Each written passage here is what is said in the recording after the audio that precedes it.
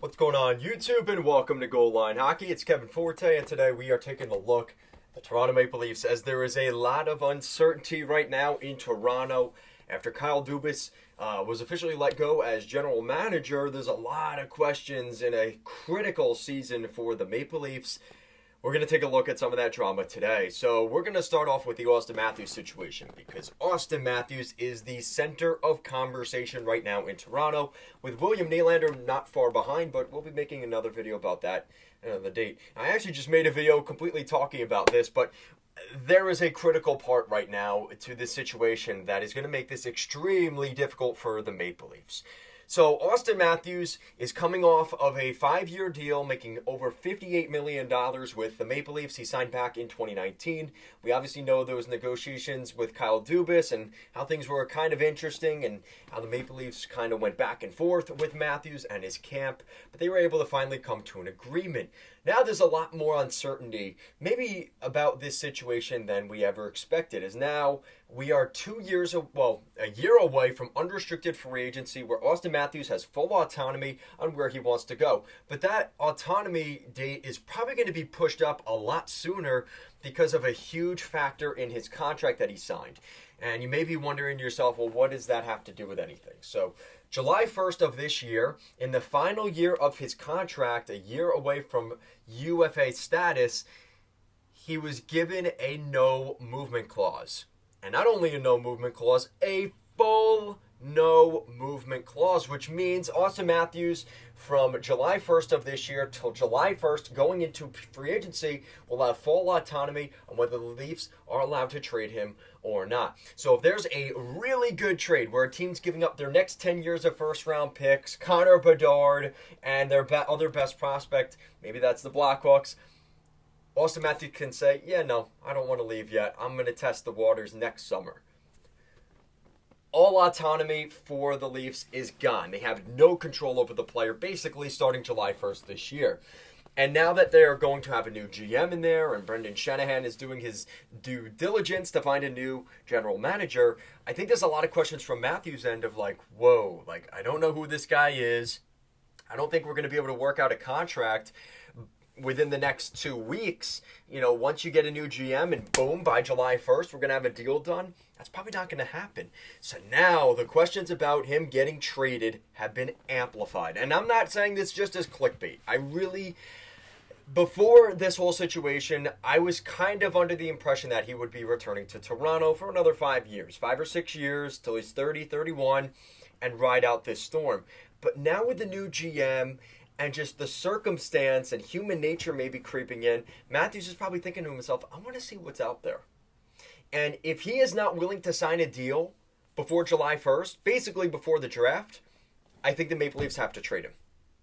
And it's not one of those situations where the Leafs are going to win. I honestly believe they will not win any trade because he is that good of a player. But I don't think they're going to get him. I don't think he's going to want to sign a contract between now and July 1st. With all the uncertainty, with the new GM, with all the situations around Nylander and what else could be around this team, I really believe that Matthews' time in Toronto is over. And a lot of people will disagree with me and say, oh, he's always going to be a Leaf, this is clickbait, this and that. I haven't made videos about this yet because I really didn't think there was anything to it. But I think over the last 48 hours, now we found out that Dubas is gone, and now we're starting to get the sense from Matthews that maybe he just doesn't want to be there. And with all the uncertainty, it's like, all right, this is too much.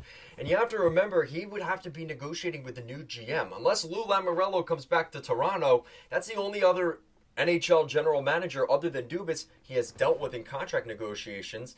This is going to be a really tough spot for the Maple Leafs' new general manager and their management staff, whoever comes in there. So I'm looking at this situation right now, and if we're looking at anywhere between $12.5 to $13.5 million on the next contract for Matthews, basically Elliot Friedman was saying the other day, there is a lot of shakiness right now in Toronto around Auston Matthews, and that pole is swinging back and forth. You know when that happens, right? You've got a pole in the air, and usually you can't even notice that it's swinging in the beginning because it's just natural wind. It's up in the air. You don't notice it. But then a bolt comes out. All right, no big deal yet. And another bolt comes out. Now you've got two bolts on one side, both out. All it takes is one good gust of wind, and it's gone. So at first, what looked like was, all right, it's shaking a little bit, but it's nothing to worry about. Now you have a bolt or two come out, and everything can collapse just like that. Just like my back, just like the back screen right behind me. Perfect example. It just falls whenever it wants. So that's kind of what we're looking at here, is the Maple Leaf situation with Matthews, what seemed very stable and really not much of really more of an afterthought than anything, all of a sudden gives you a ton of concern. So I don't know if the Leafs are going to be able to get this done. And then the question is, well, where does he end up going? Is it Vegas? Is it Dallas? I think it's laughable to even throw Arizona in the conversation.